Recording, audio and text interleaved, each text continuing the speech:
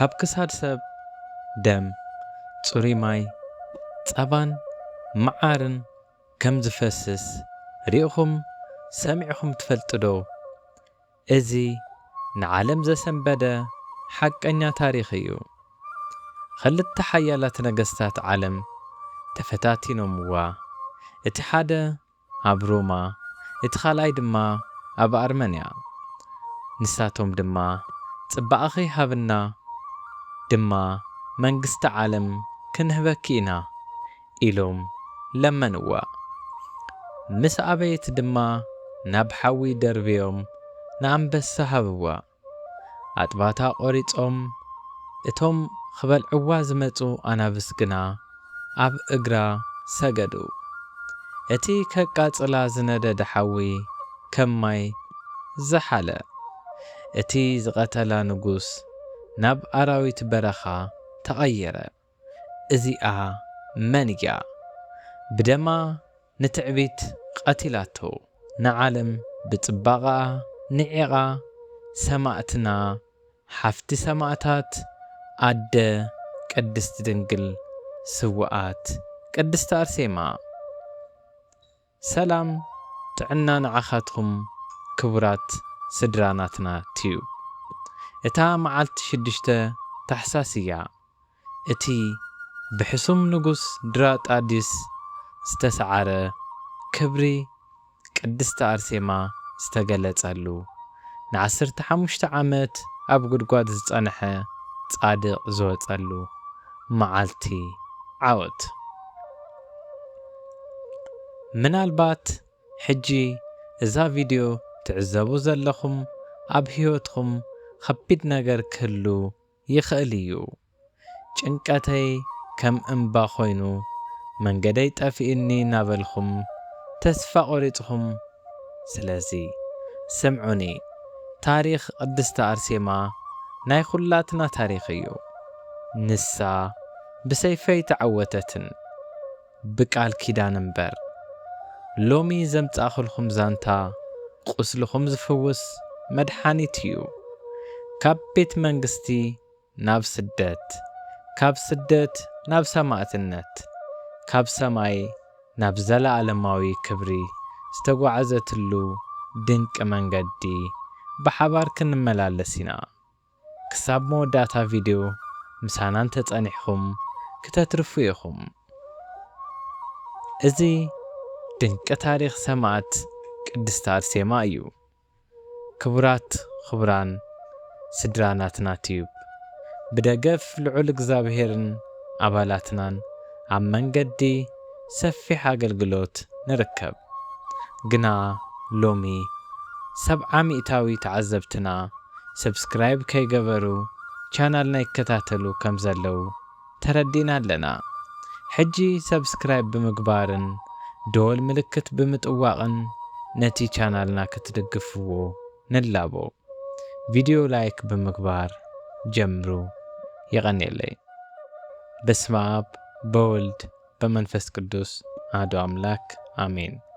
እዚ ዛንታ ኣብ ደማዊ ሜዳ ዘይኾነስ ኣብ ጸሎት ዝመልአ ክፍሊ እዩ ዝጅመር። ዓለም ከምዚ ሎሚ ንሪኦ ዘለና ብጭካነ ቅድሚ ምምላኣ እግዚኣብሔር ኣብ ሓደ ገዛ ተኣምር የዳሉ ነይሩ። ብዛዕባ ወለዲ ቅድስቲ ኣርሴማ ኣቦኣ ቴድሮስን ኣዶኣ ኣትናኖስን ኢና ንዛረብ ዘለና። እዞም ሕያውት ሰባት ብሕጊ እግዚኣብሔር ተመሪሖም ንፈጣሪኦም እናፈርሑ ካብ ኩሎም ኣብ ጊዜኦም ዝነበሩ ሰባት ዝተፈለዩ እዮም። ሃብቲ ነይርዎም፣ ክብሪ ነይርዎም፣ ገዝኦም ግና ባዶ ነበረ። ካብ ኩሉ ኣብ ምድሪ ዘሎ በረከት ዝዓቢ ትንፋስ ሕይወት ዝኾነ ቖልዓ ክረኽቡ ኣይከኣሉን። ሕሰብዎ እሞ ክርስትና ዘጽላልኡን ኣረማውያን ኣብዚ ጸልማት ዝገዝእሉ እዋን እዩ። እምነቶም ዝወርስ ውላድ ምጥፋእ ክንደይ መሪር እዩ። ንመጻምድቲ ካብ ውላድ ምጥፋእ ንላዕሊ ዘሕዝን እንታይ ኣሎ?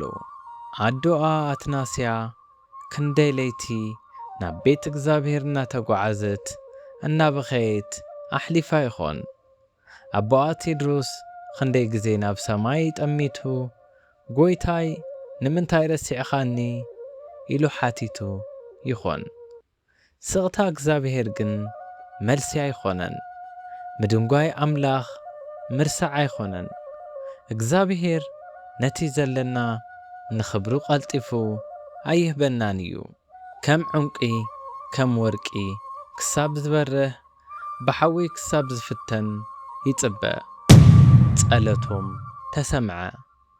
ኣውያት ንጹህ ልቦም ናብ ሰማያት በጽሐ።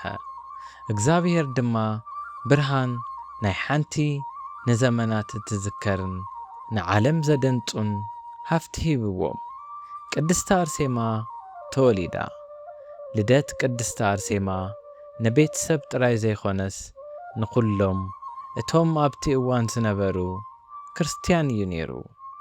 ኣቦኣን ኣዲኣን እቲ ውላድ ህያብ ኣምላኽ ምዃኑ ስለ ዝኣመኑ ከም ኻሊእ ቈልዓ ኣብ ምድራዊ ቅንጦት ኣየዕበይዋን። ኣዶኣ ኣትናስያ ንቅድስቲ ኣርሴማ ብጸባ ጥራይ ዘይኾነስ ብቃል እግዚአብሔር ኣዕብያታ። ጓል 3 ዓመት ጥራይ ከላ ኣዲኣ ወሳኒ ውሳነ ገበረት። ንፈጣሪ ዝኣተወቶ መጽብዓ ንምኽባር ድማ ነዛ ዕንቂ ወሰደት። ጐይታ እዛ ቈልዓ ንስኻ ኢኻ ሂብኻኒ፣ ኣነ ድማ ይመልሰልኻ ኣለኹ። ኣብ ቤትኻ ክትነብር ብሕግኻ ክትዓቢ ባርያኻ ድማ ክትኸውን እያ። ብስመ እመቤትና ቅድስት ድንግል ማርያም ዝተሃነጸ ገዳም ሂባታ። እዚ ቀሊል ውሳኔ ኣይነበረን። እንታይ ደኣ ጓል 3 ዓመት ውላዳ ካብ ማሕፀና ክትህቦ፣ ቅድስቲ ኣትኖስያ ግን እቲ ንውላዳ ዝጽበዮ ዝነበረ ክብሪ ኣብዛ ምድሪ ከም ዘየለ ብመንፈስ ፈለጠት። ቅዱሳን ኣርሴማ ኣብ ቤት መቕደስ ከም ዝዓበየት ይፈልጡ ነበሩ። ንዓበየት ምስ ኸደት ጽባቐኣ ኣዝዩ እናወሰኸ ኸደ። ጸሓፍቲ ብግዚኣ ከማኺ ጽብቕቲ ኣይነበረን ብምባል ይገልጻ። ቅድስቲ ኣርሴማ ግን እስረኛ ጽባቐኣ ኣይነበረትን። ብዙሓት ካባና ነቲ ኣምላኽ ዝሃበና ጸጋ ንዓለም ክነርእዮ ንኸንቱ ውዳሴ ንጥቀመሉ። ኣርሴማ ግን ጓል 15 ዓመት ጥራይ ከላ ገለ ነገር ተረዲኣ።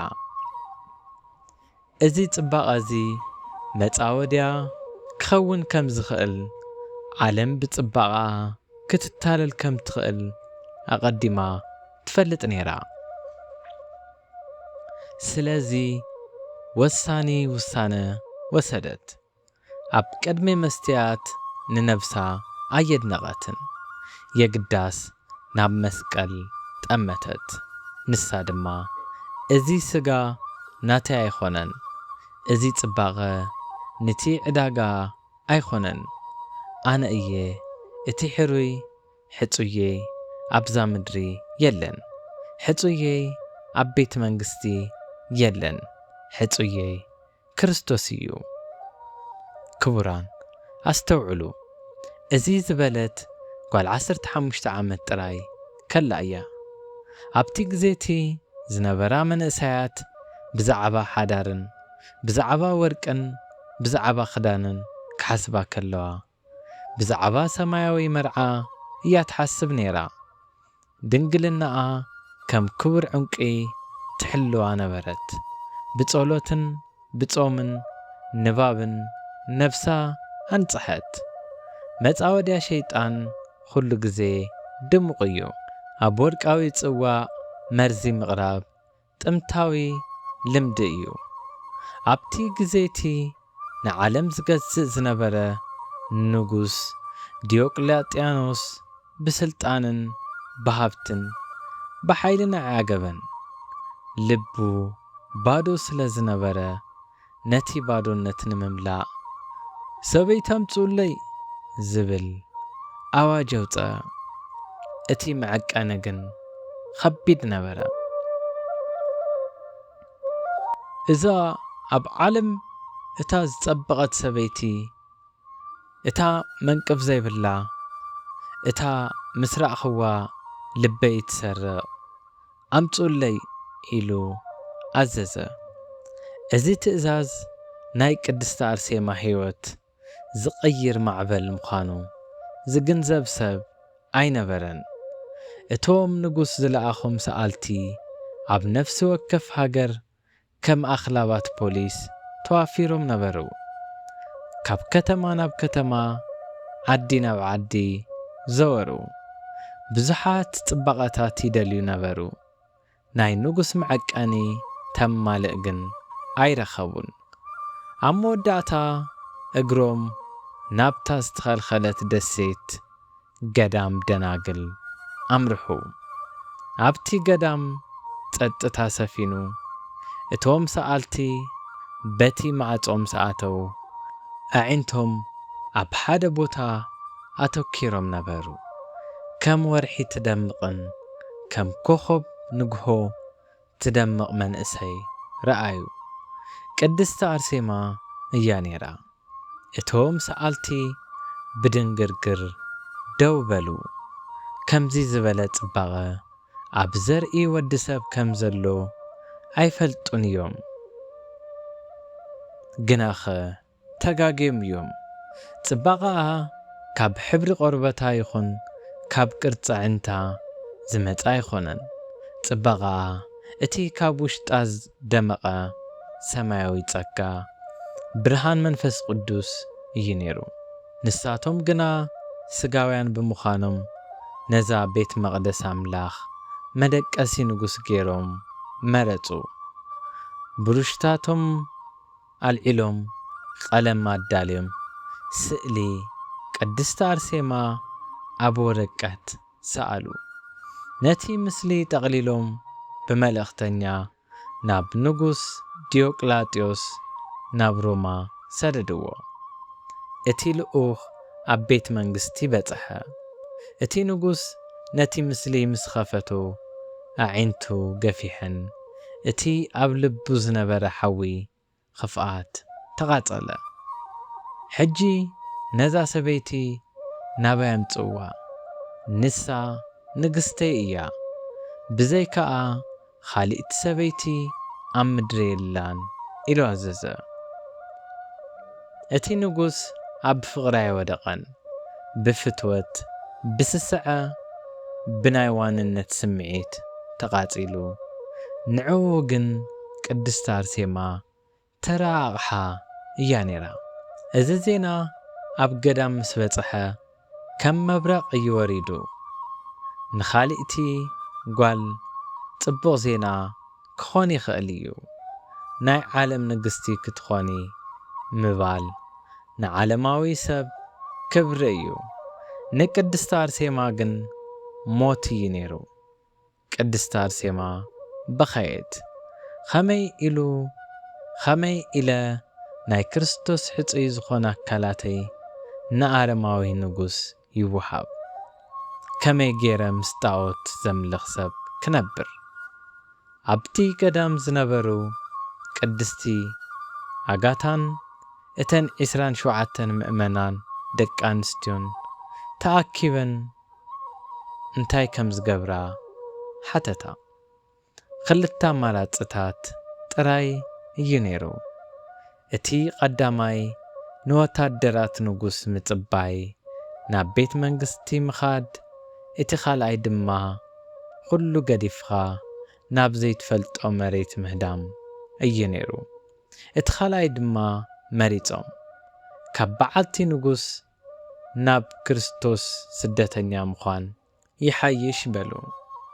እቲ ጉዕዞ ተጀመረ። እዚ ጉዕዞ ኣይነበረን፣ ጉዕዞ ስደት እዩ ነይሩ። ወታደራት ሮማ ብኹሉ ኣንፈት ይደልይዎም ነበሩ። ንሳቶም ግን ብጸልማት ለይቲ ንከዋኽብቲ እናጠመቱ ብኣምላኽ ይኣምኑ ነበሩ። መራሒ የድልዮም ነይሩ። ኣብዚ ጽንኩር እዋን ዓብዪ ኣቦ ቅዱስ ጎርጎርዮስ ኣኮ ቅድስት ኣርሴማ ዝኾነ ንቕድሚት ኸደ ሓላዊኦምን መራሒኦምን ብጻዮምን ኾነ። ንኣርሴማን ደናግሉን ሒዙ ናብ ሓፀያዊ ግዛት ሮማ ክኸይድ ወሰነ። ናበይ ከም ዝኸይድ ግን ብልክዕ ኣይፈለጠን። ጸላኢ ቃልጣን ግን ካድሙ ደለዩ። ናብቲ እምባ ደይቦም ናብ ቁልቁል ወሪዶም ጫምኦም ተወዲኡ እግሮም ደሚዩ ፍረ እታ ገረብ ድማ ይቕንጥቡ ነበሩ። ማይ እቲ ቐላይ እናሰተዩ ብእግሮም ይኸዱ ነበሩ። ቅድስት ኣርሴማ ካብዚ ኩሉ ዝተምሃረት ዘይኾነስ እዚ መከራ ክብረይ እዩ ብምባል ንፈተውታ ተጽናዕንዕ ነበረት። ድሕሪ ብዙሕ ጻዕሪ መከራን ኣብ መሬት ኣርመንያ እግሮማ እምበሩ። ካብ ሮማ ዝገደደ ካብ ዲያቅሎጥኖስ ዘይንእስ ባርባራዊ ንጉስ ዝገዝኣ መሬት ኣርሜንያ እያ። እተን ደናግላውያን ግን ነዚ ኣይፈልጣን ነይረን። ዋላ ካብ ሮማ ሓራን ተወፃ ኣብዚ ሰላም ክረኽባ ኢለን ሓሰባ። ካብታ ከተማ ወፃኢ ኣብ በረኻታት ኣርመንያ ኣብ ዝርከብ በዓትታት ተሓቢአን ነበራ። ንዝተወሰነ እዋን ድማ ሰላም ረኸባ። ዝበልዕዎን ዝሰትይዎን እኳ እንተዘይነበሮም ናጽነቶም ረኺቦም ሕይወቶም ከም መላእኽቲ ሰማያዊ ሕይወት ኣብ ምድሪ ክኸውን ከሎ ንጉስ ዲያቅሎጥኖስ ግን ኣብ ሮማ ተቖጢዑ ንሳቶም ግን ኣብ በዓቲ ኣርመንያ ንፈጣሪኦም ይዝምሩ ነበሩ። ዓይኒ ሸይጣን ፈጺማ ኣይትድቅስን እያ፣ ኢድ ኽፍኣት እውን ኣይትዓርፍን እያ። ቅድስት ኣርሴማን እተን 27 ደናግልን ኣብ በረኻታት ኣርመንያ ኣብ በዓትታት ኣትክልትን ወይንን ተሓቢእን ከም ዘምለጣ ምስ ሓሰባ ቀስ ብቐስ ሞት መጸ።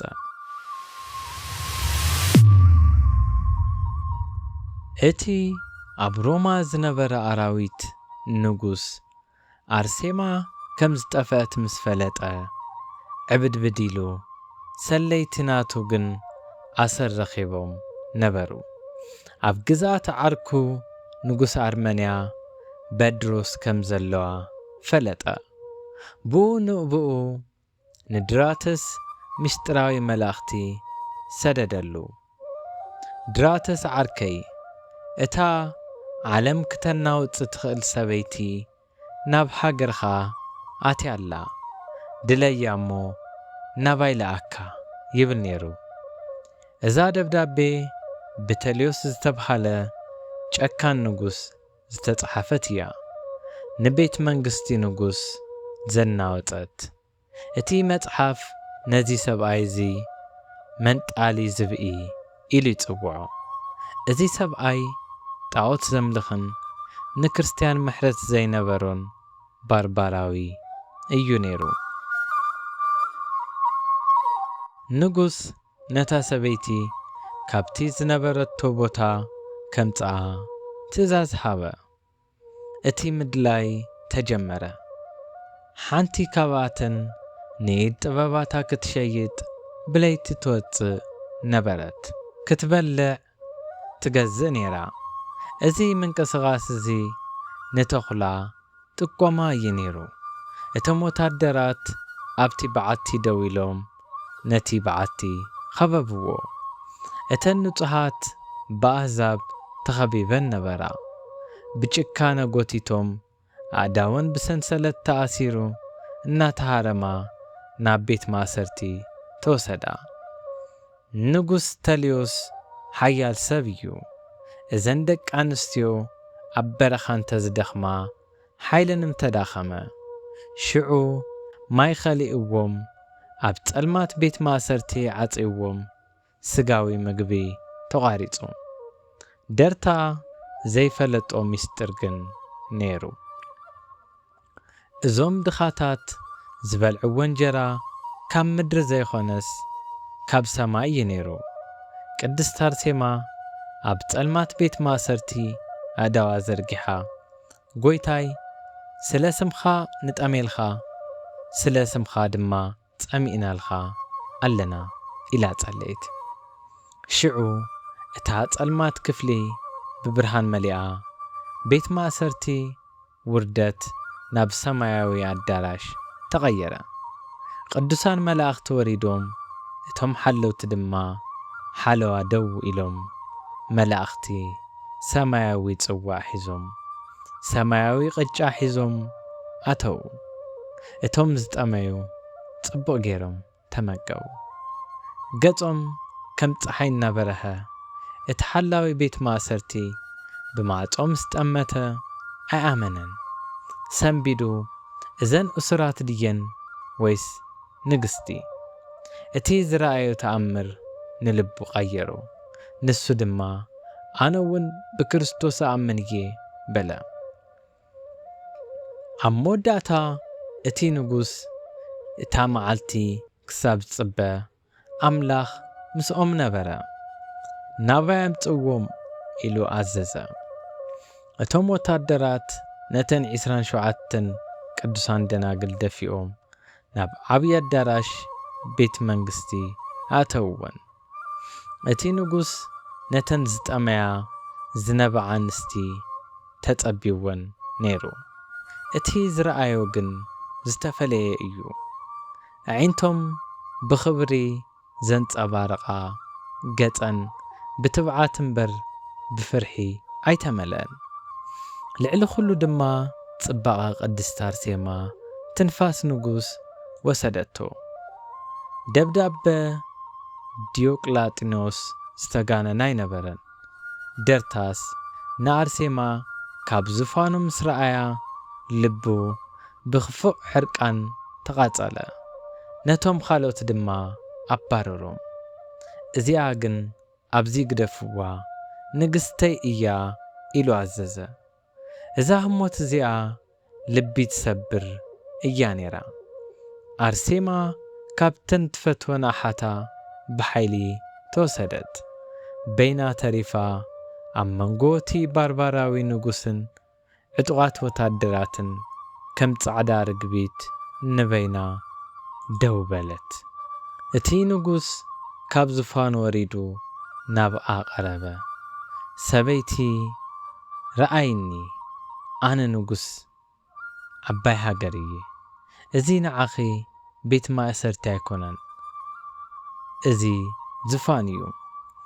ነዚ ክርስትና ገዲፍኪ ምሳይ ኾኒ ናይ ዓለም ፈተና መጸ። አርሴማ ግና ነቲ ሰማያዊ ማኣዲ ምስ ጣዓመት ወርቂ ምድሪ ኣይናፈቓትን። ኣዒንታ ናብ ሰማይ ኣልዒላ ንንጉስ ፊሳቶር ኦ ንጉስ፣ ኣነ መርዓት ሰማያዊ ንጉስ ኢየሱስ ክርስቶስ እየ በለቶ። ኸመይ ገይረ ጐይታይ ብጣዖት ክቐይሮ ይኽእል? ኸመይ ገይረ እየ ንቅዱስ ሥጋይ ንኽፍኣት ክህባ? እዚ መልሳ እዩ ነይሩ። ድርጣዶስ ትዕግስቲ ወዲኡ ብሓይሊ ትቕበሊ ኢኺ፣ ከምኡ ድማ ክኸውን እዩ ኢሉ ጨደረ። ንቅድስት አርሴማ ክሕዛ ተወርዊሩ መጸ። ብሓይሊ ክወስዳ ዝደበረ ሰብ ኣይነበረን። እቲ ተኣምር ገና ተጀሚሩ ነበረ። እቲ ብሓይሊ ክሕዛ ዝመጸ ናብ መሬት ወደቐ። ኩሉ ሰራዊት እናረኣዮ ሓንቲ ክርስቲያን ሰበይቲ ነቲ ንጉስ ኣብ ትሕቲ እግራ ደርበየቶ። ከም ዳዊት ንጎልያት ዝደርበዮ ቅድስት አርሴማ እውን ነቲ ድርጣድዮስ ደርበየቶ። እቲ ንጉስ ካብ መሬት ምስ ተንስአ ውርደቱ ናብ ዕብዳን ተቐየረ። ንሱ ድማ እዛ ሰበይቲ ጠንቋሊት እያ፣ ጠንቋሊት እያ፣ ሓዝዋ ኢሉ ጨደረ። ማዕጾ ቤት መንግስቲ ተዓጸየ። ሕጂ እቲ ኣራዊት ተቖጢዑ ሰይፉ ድማ ተሰሓበ። ብድሕሪኡ ዝፍጸም ንምድሪ ብደም ንሰማይ ብኽብሪ ዝመልእ ዓብዪ ውግእ እዩ። ቅድስት አርሴማ ግን ኣይፈርሐትን። ንንጉስ ንኽብሪ ገዛ ርእሳ ዘይኾነስ ንጽህናኣ ንምዕቃብ እያ ስዒራቶ ነይራ። ሕጂ ንጽህናኣ ዓቂባ እያ ነቲ ስዒቡ ዝመጽእ መስዋዕቲ ነብሳ ኣዳልያ ነይራ። ንጉስ ደርታደስ ተሳዒሩ ስዕረት ረሲኣን ግን ናብ ንስሓ ይቀየርን ናብ ዕብዳን እምበር። ኣብ ማእኸል ቤተ መንግስቲ ብሓንቲ ሰበይቲ ዝተዋረደ ንጉስ ሕጂ ሰብኣውነቱ ኣጥፊኡ ኣሎ። እታ ኣብ ውሽጡ ዝነበረት ጽዋዕኽፍኣት ኣዕለቕሊቓ ኣላ። እታ ሰበይቲ ንሞት ትናፍቓ እያ፣ ብቐሊል ክትመውት ግን ኣይፈቕድን ኢሉ ኣወ። ሞታ ንኻልኦት ትምህርቲ ክኸውን ንቐጻሊ ወለዶ ድማ ስጋት ክኸውን ይግባእ ብምባል ኣብ መደምደምታ ድማ እተን 27 ቅዱሳን ደናግል ናብ ኣደባባይ ወፅየን። እቲ ቦታ ቀራንዮ ይመስል ነበረ። ወታደራት ኣስያፎም ሒዞም ደው በሉ። ህዝቢ ብስንባደ ተኣኪቡ ኣዴና ቅድስት አርሴማ ግን ንበይና ዘይኾነስ ሞታ ሓታ ብዓይና ክትርእዮ እያ። እቲ ቃንዛ ካብ ሞት ምእንቲ ከዓቢ ኣብ በሪኽ ቦታ ኣቐመጣ። እቲ ጨካን ንጉስ ድማ ነቲ ፈተና ጀመረ።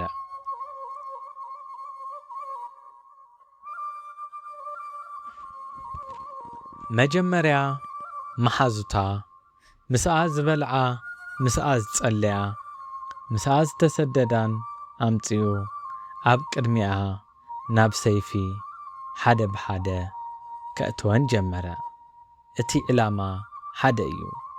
ልቢ አርሴማ ሰቢሩ ድማ ሕራይ በሊ እንተዘይኾይኑ እዚ ኩሉ ሁዳ እዩ ኢሉ ኣፈራርሓ። እታ ሰማዕቲ ግና ኣይትሰዓረትን። ብኣንጻሩ ንተናሓታ ናይ ጽንዓት ኣዶ ኾነትለን።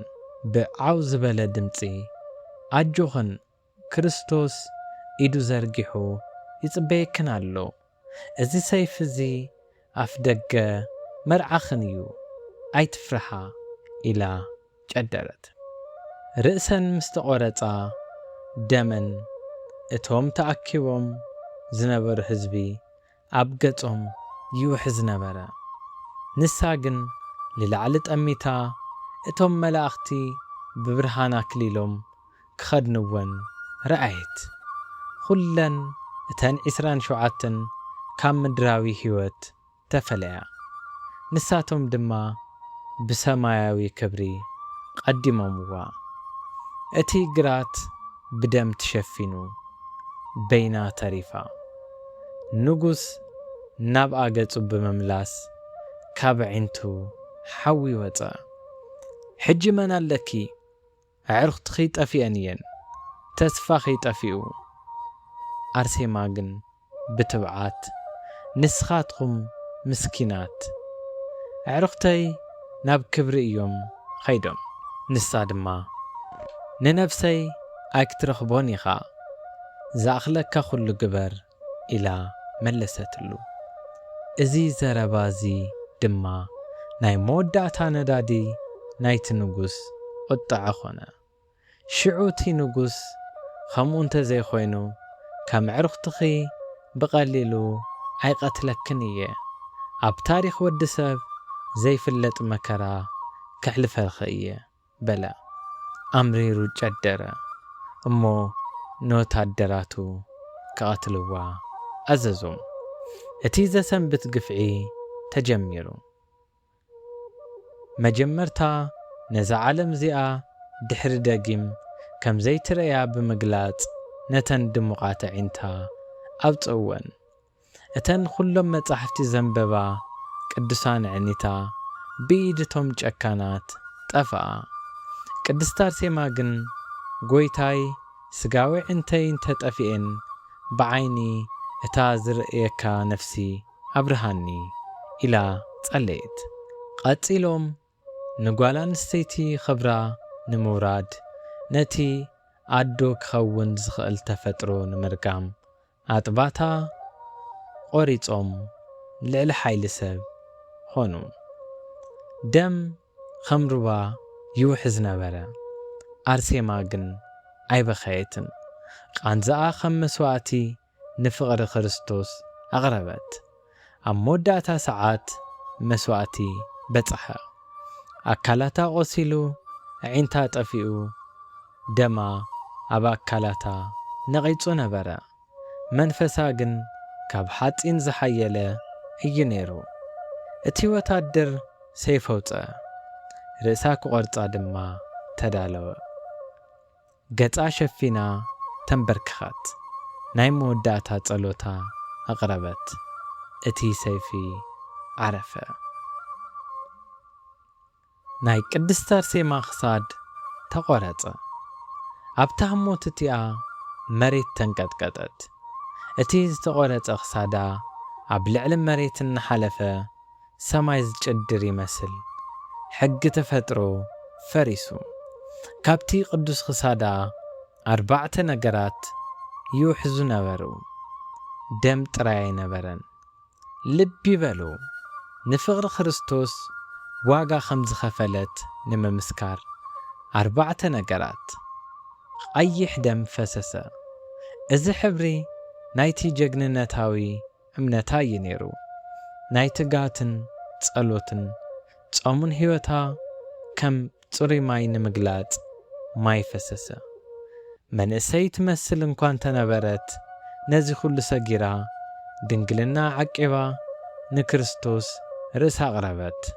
ነዚ ንምምስካር ካብ ክሳዳ ጻዕዳ ጸባ ፈሰሰ።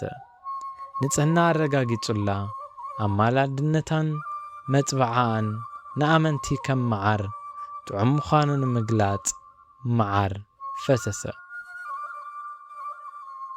እቶም ኣረማውያን ወታደራት ነዚ ዝረኣዩ ሕዝብን ሰንቢዶም፣ እዛ ሰበይቲ እዚኣ ተራ ሰብ ኣይኾነትን። ደማ እናፈሰሰ ከሎውን ቃል ክርስቶስ ትሰብኽ ነበረት። ስጋኣ ምስ ተቖረጸ ንኣምላኽ ኣኽበረቶ። ድሙቕ ደመና ካብ ሰማይ ወሪዱ ነቲ ቅዱስ ስጋ ቅድስት ኣርሴማ ሸፈኖም።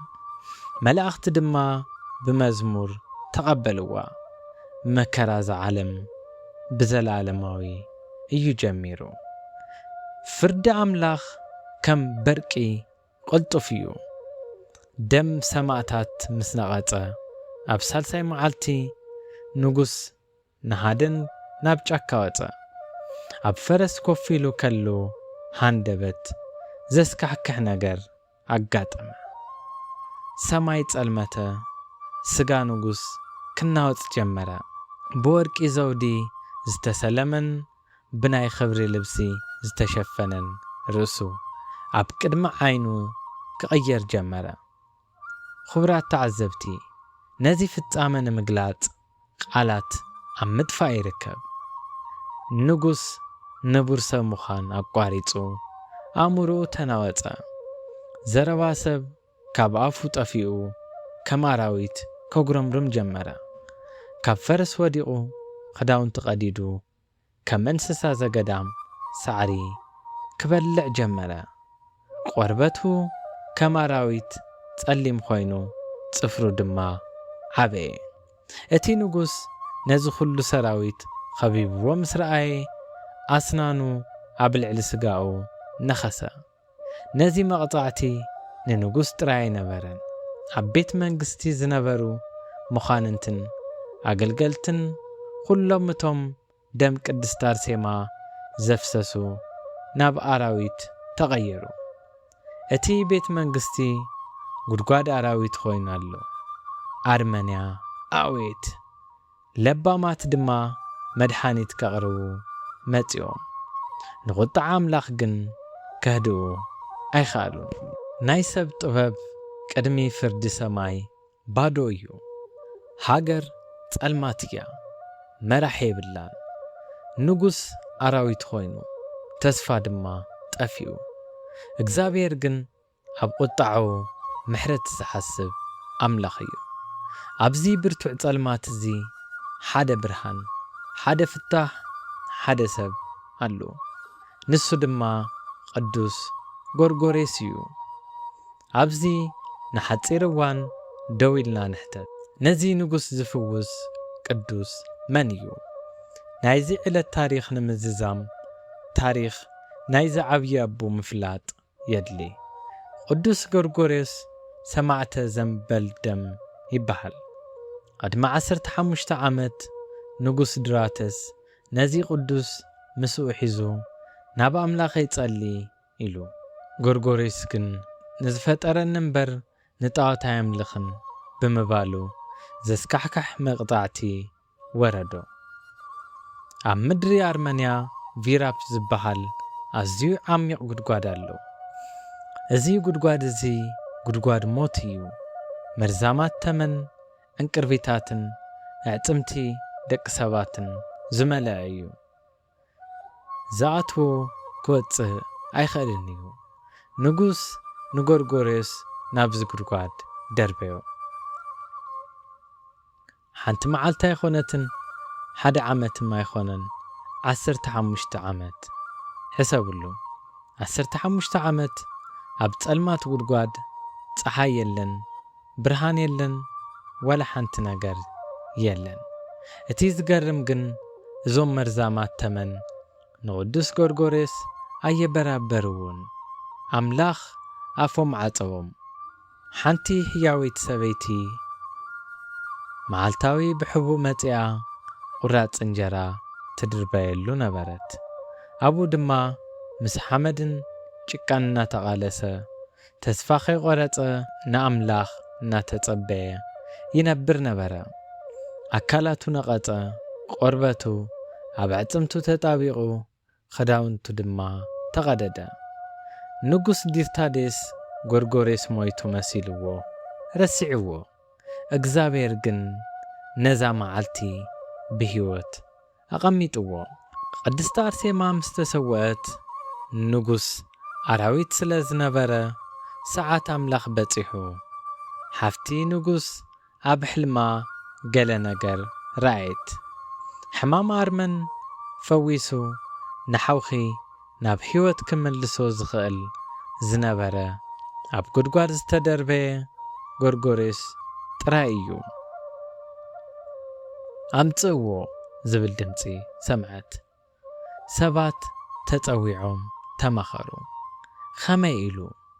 ኸመይ ኢሉ ሓደ ሰብ ኣብ ጉድጓድ ን15 ዓመት ክነብር ይኽእል? ንዕጽምቲ ጥንታውያን ከይተረፈ ይብስብስን ሓመድ ይኸውንን ይብሉ።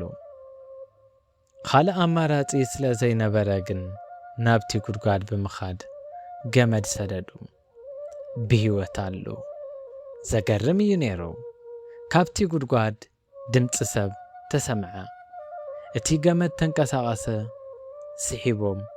ስሒቦም ኣብ መወዳእታ እቲ ን15 ዓመት ፀሓይ ዘይረኣየ ኣብ መንጎ ኣትማንን ዕንቅርቢትን ዝነብር ዝነበረ ጻዲቕ ሰብኣይ ወፀ። ኣካላቱ ድኹም እንኳን ተነበረ፣ ገጹ ግን ከም መልኣኽ ይበርህ ነበረ። ሓንቲ ሕያወይቲ ሰበይቲ ብሕቡእ መጊባ፣ እግዚኣብሔር ድማ ሓልይዎ፣ ንሱ ድማ ብሂወት ጸንሐ። ቅዱስ ጎርጎሬስ ካብቲ ዒላ ምስ ወፀ ሕነ ንጉስ ክፈዲ ኣይደለየን። እዚ ፍቕሪ ክርስትና ስለ ዝኾነ ናብ ንጉስ ኣራዊት ኸደ። እቲ ንጉስ ንጎርጎሬስ ምስ ረኣዮ እቲ መንፈስ ኣራዊት ኢዱ ሃቦ። ጎርጎሬስ ድማ ጸለየሉ። ብኡ ንብኡ ቆርበት እቲ ኣራዊት ተቐለጠ። ኣእምሮ እቲ ንጉስ ተመለሰ። እቲ ኣራዊት በረኻ ድማ ፈውሲ ረኸበ። እቲ ንጉስ ድማ በኸየ፣ ኣብ እግሪ ጎርጎሬስ ወደቐ። ኣምላኽ ኣርሴማ እቲ ሓቀኛ ኣምላኽ ምዃኑ ኣመነ፣ ተሰዓረ። እቲ ዓብዪ ዕዮ ድማ ተጀመረ። ንጉስን ሰራዊትን ህዝቡን ብቅዱስ ጎርጎሬስ ተጠሚቆም አርመንያ ክርስቲያናዊት ሃገር ኮይና ሓንቲ ነገር ግን ተረፈት። እቲ ዝሰምዐቶ ዝኽሪ ቅድስት አርሴማ ቅዱስ ጎርጎርዮስ ንንጉስ ከምዚ በሎ፣ ምስጢር ፈውሲ ኣብ ኢደ የለን። ኣብ ነፍሲ ወከፍ ከረንን ጎልጎልን ፋሕ ኢሎም ዝነበሩ ኣዕጽምቲ ቅድስት አርሴማን 27 ቅዱሳት ደናግላንን ክእከብ አዘዘ። ንጉስ ዲርታደስ ብኢዱ ኣእማን ተሰኪሙ ወርቅን ብሩርን ዘቕረበ ንቅዱስ ታርሳሚ ዝኸውን መስተንክር መቓብር ሃነጸ። ንዝኽራ ቤተ ክርስቲያን እውን ሃኒጹ። እዚ ዘጋጠመ ሻልሻይ ታሕሳስ ክቡራን ተዓዘብቲ 6 ታሕሳስ ዓብዪ ናይ ዓወት መዓልቲ እዩ። ብስም ቅዱስ ታርሳሚ ዝተሃነጸ ናይ መጀመርታ ቤተ ክርስቲያን ተዛዚሙ ተቐዲሱ ማለት እቲ ቤተ ክርስቲያን ብዕለት ሻልሻይ ታሕሳስ ተኸቢሩ። ፋሕ ኢሎም ዝነበሩ ቅዱሳን ኣዕጽምቲ ብኽብሪ ተኣኪቦም ኣብዛ ዕለት እዚኣ ኣዕረፉ። ህዝቢ ኣርመንያ ሙሉእ ብምሉእ ናብ ክርስትና ብምቕያር ኣምላኽ ቅዱስ ታርሳሚ ከም ዝተዓወተ ኣወጀ። ስለዚ 6 ታሕሳስ መዓልቲ ሓዘን ኣይኾነትን፣ መዓልቲ ሓዘን። እዛ መዓልቲ እዚኣ ሓንቲ መንእሰይ ንሓደ ንጉስ ስዒራ ንኣረማውያን ኣጥፊኣ ብስማ ቀዳመይቲ ቤተ ክርስቲያን ዝተሃነጸትሉ መዓልቲ ዓወት እዩ። እዛ ቤተ ክርስቲያን ምስ ተመረቐት ጐይታናን መድኃኒትናን ኢየሱስ ክርስቶስ ባዕሉ ምስ ቅዱሳን መላእኽቲ ወሪዱ ባረኻ። ቅድስት አርሴማ እውን ብኽብሪ ተረኣየት። ታሪኽ ተቐየረ። እቲ ሰጓጊ ሰጋዲ ኾነ። እታ ሞይታ ዝተብሃለት ህያው ኾነት። እታ ዝተነዓቐት ብርሃን ዓለም ኾነት። ብድሕሪ እዚ ኩሉ ታሪኽ ግን ንዓይን ንዓኹምን ንህዝቢ ሎሚ ዝተውሃበ ዓብዪ ህያብ ኣሎ። ንቅድስት አርሴማ ብእግዚአብሔር ዝተውሃበ መጽባዓ ንጉስ ዝቐየረ ንጎርጎርዮስ ካብ ጉድጓድ ዘውፅአ ሎሚ ኪኖ ታሪኽ እንታይ ኣብ ኢድና ኣሎ ኢልና ክንሓትት ከለና እቲ መልሲ መጽባዓ እዩ። ቅድስት አርሴማ ርእሳ ንሰይፊ ቅድሚ ምሃባ ነፍሳ ካብ ስጋ ቅድሚ ምፍላያ ሰማያት ተኸፊቶም ንጉስ ነገሥታት ኣምላኽ ክርስቶስ ብመላእኽቱ ተዓጂቡ ካብ ዝሓያል ሰማይ ወረደ። ዓብዪ ህያብ ዘይምለስ ሰማያዊ ፊርማ ጐይታና ንቅድስት አርሴማ ዘይጠፍእ ቃል ኪዳን ሂብዋ። ንኽብሩ ጥራይ ዘይኾነስ ንዓና ሎሚ ኣብዛ ዓለም ተበታቲና ዘለና እውን ናይ ዋሕስ ሰነድ እዩ። ቃል ኪዳን ቅድስት አርሴማ ሎሚ እውን ኣይተቐየረን። ብስማ ጸልዩ ነቲ ዝተዓጸወልኹም ኩሉ ብስማ ጸልዩ ነቲ ዝተዓወተልኹም ነቲ ዝተዓጸወልኹም ብስማ ጸልዩ ነቲ ዝተዓጸወልኹም ኩሉ ብበረከት ይኸፍተልኹም። እቲ ሓኪም ተስፋ ከምዘየለ ድዩ ነጊሩካ? ዘክር ንጉስ ድሕሪ ደጊም ሰብ ዘይኾነ ኣራዊት እዩ ነይሩ። እንታይ ሕማም ኣሎ? ኣእምሮ ኣጥፊኡ ኣካላቱ ተበላሽዩ ኣብ ጫካ ሳዕሪ ክበልዕ ዘሎ። ቅዱስ ጎርጎርዮስ ካብቲ ዒላ ወፂኡ ምስ ጸለየሉ ግን ነቲ ኣራዊት ናብ ሰብ ዝቐየር ኣምላኽ ቅድስት አርሴማ ኸመይ ኢሉ ሕማምኻ ክፍውስ ዘይኽእል? ኦ ኣምላኽ ሰማይ መሓረኒ። ከም ጋሴልያኖስ ዝኣመሰለ ጨካኝ ባርባራዊ ከምኡ እውን ሓዊ እዚ ኩሉ ንኣርሴማ ክስዕራ ይኸኣለን። የግዳስ እቶም ኣናብስ እግራ ለሓስዋ፣ እቲ ሓዊ ከም ማይ ኣዝሓላ።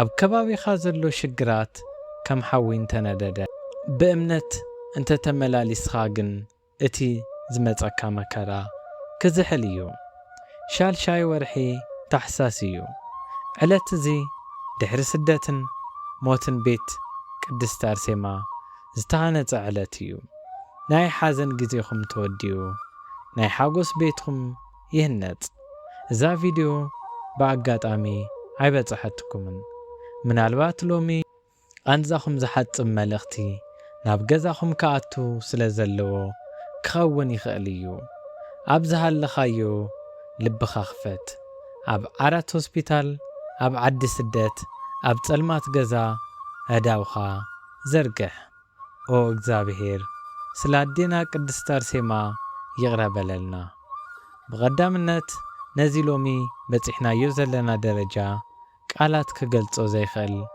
ደገፍ ዓሚቕ ምስጋና ነቕርብ እቲ ዘለናዮ ጉዕዞ ነዊሕ እዩ ራእይና ዓብዪ እዩ ዘይተነገረ ዛንታ ቅዱሳን ዘይተዳሰሰ ምስጢራት ቤተ ክርስቲያን ከምኡውን ኣብዚ ወለዶ እዚ ክበጽሕ ዘለዎ ማእለያ ዘይብሉ ፍረ ሓቂ ኣሎ ነዚ ራእይና ናብ ዝለዓለ ደረጃ ንምብጻሕ ዘደንቑ ፍጻመታት ንምፍጣር መልእኽቲ ቤተ ክርስቲያን ንምብጻሕ ዝያዳ ዓቕሚ ይድልየና ስለዚ ነዛ ቻናልና ሰብስክራይብን ሼርን ብምግባር ኣብ ዝቕጽል መደብና ክሳብ እንራኸብ ሰላም ምስኹላትና ይኹን ኣሜን